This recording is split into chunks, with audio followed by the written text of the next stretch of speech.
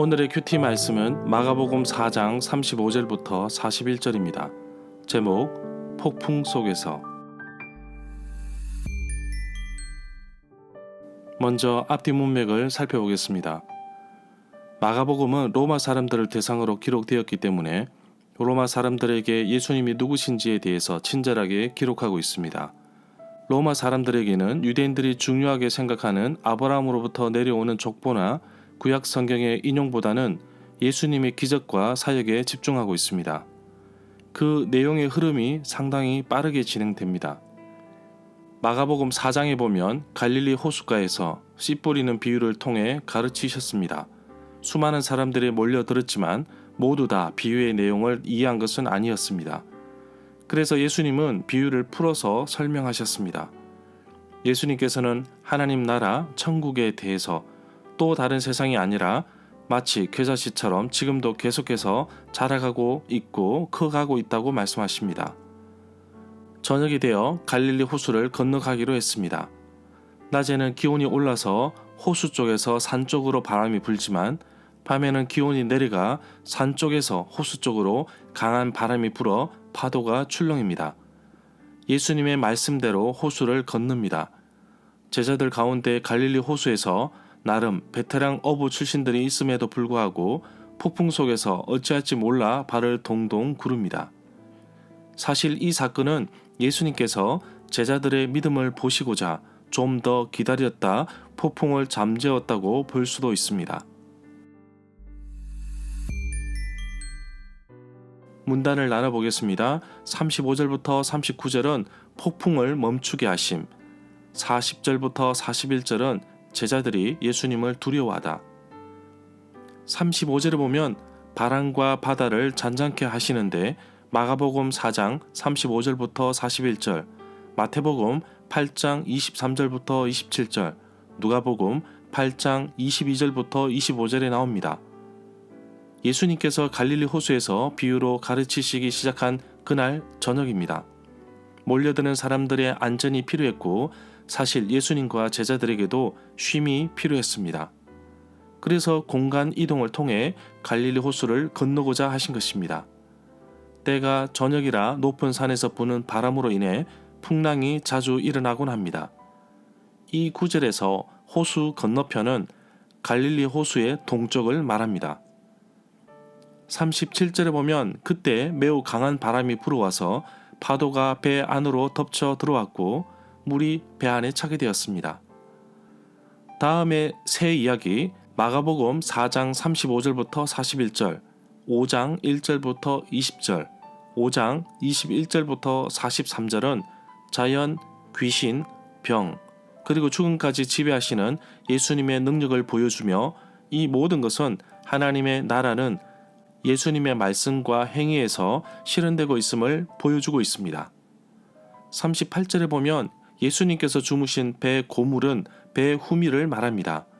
배 이물은 배 앞부분을 말합니다. 39절에 보면 예수님께서 일어나시더니 바람을 꾸짖고 호수에게 명령하셨습니다. 조용하여라, 잠잠하여라. 그러자 바람이 멈추었고 호수가 잔잔해졌습니다. 이 구절에서 꾸짖으시며 라는 말은 귀신 추방에서 사용된 그리스어, 헬라어 동사와 같은 것입니다. 구약의 하나님과 같이 예수님은 다루기 힘든 자연의 힘을 지배하시는 주이십니다. 40절에 보면 어떤 사본에서는 어찌 아직도 믿음이 없느냐라고 번역하고 있습니다. 41절에 보면 제자들이 매우 두려워하여 이분이 어떤 분이길래 바람과 파도도 순종하는 것일까 하고 서로에게 물었습니다. 사람은 온갖 물음과 씨름하면서 그렇게 하여 새로운 경험들을 받아들일 수 있도록 마음이 열립니다. 바로 귀신들이나 혹은 서기관들과 같이 예수님이 누구인지 안다고 생각하는 바로 그러한 사람은 예수님을 지나쳐갑니다. 그러나 제자들은 하나님을 두려워하는 것을 배워야 할 것입니다. 시편 33편 18절에 의하면 하나님을 두려워하는 것은 하나님의 자비를 바라는 것과 동일하다고 봅니다. 그러므로 믿음은 단순히 옳은 명제에 동의하는 것이 아니라 그가 누구인가 라는 물음을 가지고 사는 삶이라고 할 수 있습니다.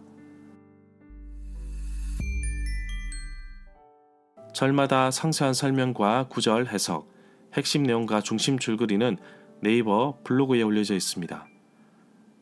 내게 주시는 교훈입니다. 예수님께서 폭풍을 잠잠케 하신 아주 놀라운 사건인데 이 사건에서 말하고 싶은 또 하나의 이야기는 바로 제자들의 믿음에 대한 것이라고 할 수 있습니다. 제자들이 폭풍을 만나자 선생님, 우리가 죽게 되었는데 돌아보지 아니하십니까? 라고 하였습니다. 예수님께서 함께 계시는데 사실 걱정할 필요가 없습니다. 내 삶을 흔들어 놓는 폭풍 같은 어려움과 고난이 오더라도 배 안에 예수님이 함께 계시기 때문에 내 안에 예수님이 계시기 때문에 걱정할 필요가 없습니다. 어지러운 폭풍을 몰아내시고 내 삶을 잔잔케 하시는 예수님이 함께 계시기 때문에 걱정하지 않습니다. 또 하나 제자들은 죽게 되었다고 예수님께 부르짖습니다. 저는 제자들이 참으로 잘했다고 봅니다. 제자들 가운데 어부들이 있어서 나름 열심히 헤쳐나가려고 했지만 예수님께 맡기는 것이 더 빠른 길이었다는 것을 깨닫게 됩니다. 내 삶에서 폭풍 같은 어려움과 고난 속에서 내가 할 일은 내 안에 계신 예수님을 찾는 것입니다. 그러기 위해 내가 먼저 예수님을 더 가까이 해야겠습니다. 그리스도인의 삶, 신앙의 삶이 잔잔한 호수이면 얼마나 좋겠습니까? 아시겠지만 신앙의 삶이 그렇게 녹록지 않습니다. 어쩌면 그리스도인의 삶은 오늘 말씀처럼 폭풍처럼 쉬지도 않고 몰려온다고 해도 과언이 아닐 것입니다. 그러나 폭풍이 오더라도 예수님과 함께 계시다는 것을 잊지 말고 예수님을 신뢰하면서 어서 폭풍의 호수를 건너기를 원합니다. 고난의 폭풍을 잠잠케 하시는 예수님은 제자들에게 하신 것처럼 나에게도 믿음을 요구하십니다. 내 삶이 폭풍처럼 휘몰아치는 고난과 어려움 속에서 나는 과연 얼마나 예수님을 신뢰하며 나아가고 있는지 지금도 묻고 계십니다.